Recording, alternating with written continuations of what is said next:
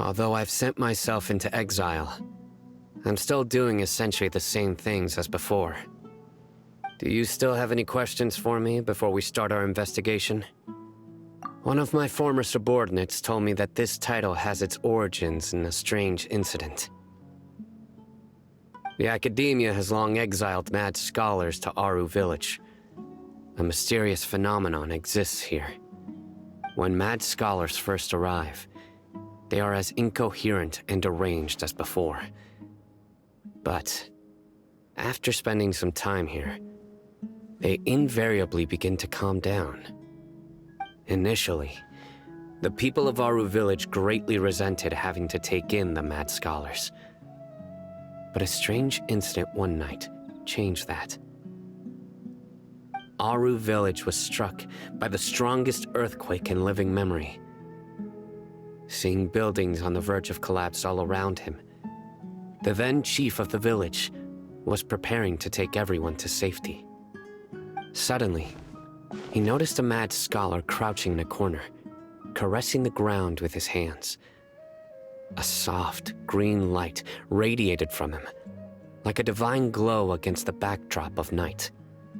Despite the powerful tremors that ripped through the ground that night, all the houses remained upright, almost as if they had grown roots reaching deep into the ground. In the end, not a single building collapsed, and no one was hurt. After that, the people of Aru Village treated the mad scholars with greater kindness, and began to refer to them as the village keepers. A soft green light? A mad scholar protecting Aru Village? What do you make of it, Traveler? Paimon thinks so too. Actually, Sino, do you know if any of the mad scholars continued to wear their Akasha terminals at Aru Village? In theory, they would continue wearing them so the Academia could still monitor their activities. With that said, the main Akasha system would no longer have any interaction with them. Oh, no wonder! Everything makes sense then! Add in the fact that they calmed down, it was probably Nahida who calmed them. If you are able to draw a conclusion from this one story alone, then it appears you possess much more information than I do. So, what do you make of the story? Really? Lesser Lord Kusanali. What? You don't believe us? Lesser Lord Kusanali was definitely using the Akasha to give her power to the mad scholars! No, it's not so much that I don't believe you. I'm just struck by your reasoning. Lesser Lord Kusanali, the current Dendro Archon, is she really active in Sumeru? The Academia has always placed far greater importance on the late Greater Lord Rukkhadevata. They've more or less ignored Lesser Lord Kusanali, and I've never had any reason to doubt their views. In addition, I've never heard any stories about Lesser Lord Kusanali and her deeds. To me, she might as well have been a god that never existed. No way! Nahida definitely exists! She's a... how should Paimon put it? She's a good Archon who's kind and wise, even if she says weird stuff sometimes. I've spent many years interrogating criminals, so I can easily tell when someone is lying. Good! Then you should know that we're telling the truth! That look in your eyes. I've never seen that from a liar. You two really must have met Lesser Lord Kusanali. How can this be? To think, our Archon has been amongst us this entire time. Alright, now it's our turn to put our skills to good use for this investigation. But easier said than done, especially since we don't have any leads. Maybe we can start by knocking on some doors. Excuse me, are you here to help me find my grandpa?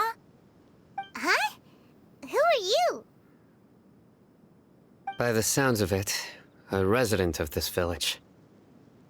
My name is Isak. You'll help me find my grandpa, right? Is your grandpa a mad scholar?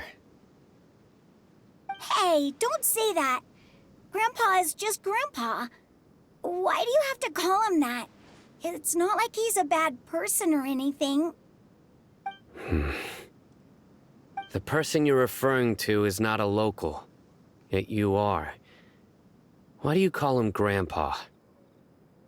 Grandpa is just Grandpa. He's my family. I heard everything you said to the village chief. Please, you gotta take me with you. I want to find my grandpa. I swear I'll help. I won't be a nuisance. Ah, so you're the one who was eavesdropping on us around the village chief's house. I was planning to go out and take care of whoever it was, but I had a vague feeling that they didn't harbor any ill intent. Whoa. Haven wasn't kidding about Matra having sharp senses. Sino, he's just a kid. All he wants is to find his grandpa. Let's find a way to help him. Sorry. I was only listening in because I wanted to know where Grandpa went. Honest. If you don't believe me, you can ask Miss Candace. All right. But first, let's confirm the facts with Candace.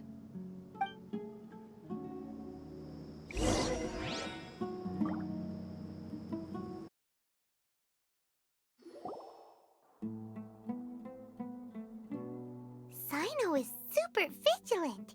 Is this what all the Matra are like? Ah, you're back already. We just wanted to confirm something with you. Do you know a boy by the name of Isak? I had a feeling he'd go looking for you. Huh? You knew this would happen? Yes. Although he tried his best to stay hidden, I still noticed him eavesdropping outside the window. He really wants to get his grandfather back. Isak's parents were both Aramite mercenaries who rarely returned to the village after finding employment in the city. He was raised by his grandfather. Unfortunately, it was only a few years before his grandpa passed away. Isak was still very young at the time, so various families in the village took turns caring for him so he could survive. Later, an elderly mad scholar arrived at the village. Isak thought the scholar bore a striking resemblance to his grandfather, and thus often spied on the man. However, the scholar was unkempt in appearance and incoherent in speech.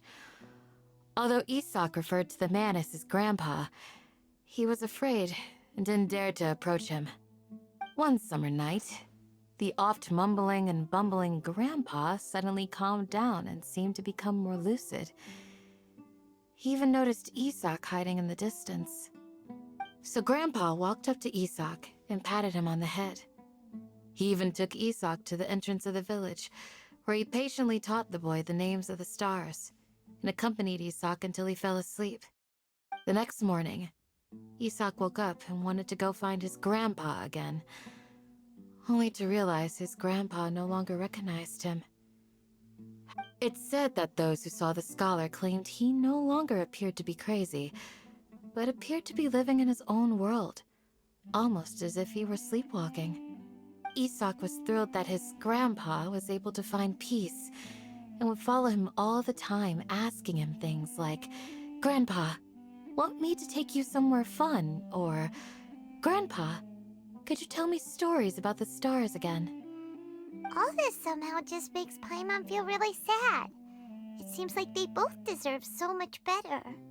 Perhaps. Nearly everyone who lives in the desert has some form of hardship or regret. But even so, we must still continue on with our lives. It's also my reason for fighting. I must continue to protect this land.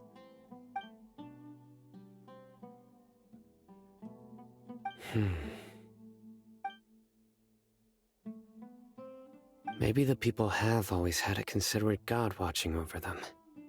Huh? What did you say, Sino? No, nothing. As long as Isak keeps his word and doesn't get in our way, we can take him along. Perhaps you are more compassionate than I gave you credit for. Please accept my thanks on Isak's behalf, Sino.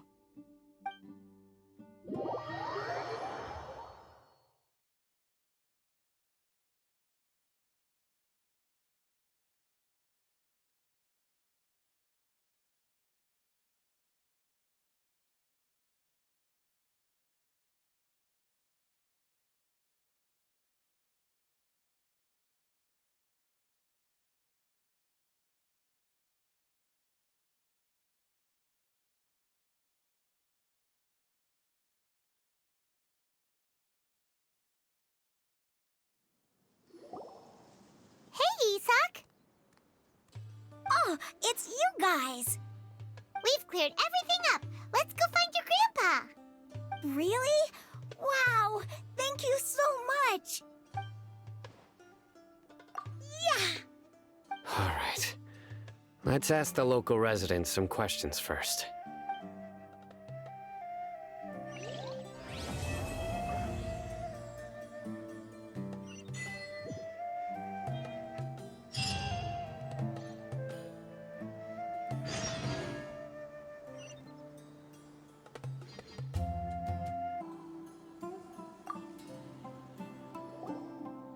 Excuse me, did you happen to see where the missing scholars went?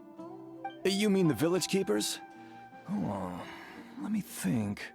When I was eating dinner the other day, I saw one of them by the side of the road, muttering away and eating mushrooms and tree roots. They shouldn't go around eating that kind of stuff. Okay. Did you notice anything else? Anything else? No, I think that's all I have to tell you. Sorry.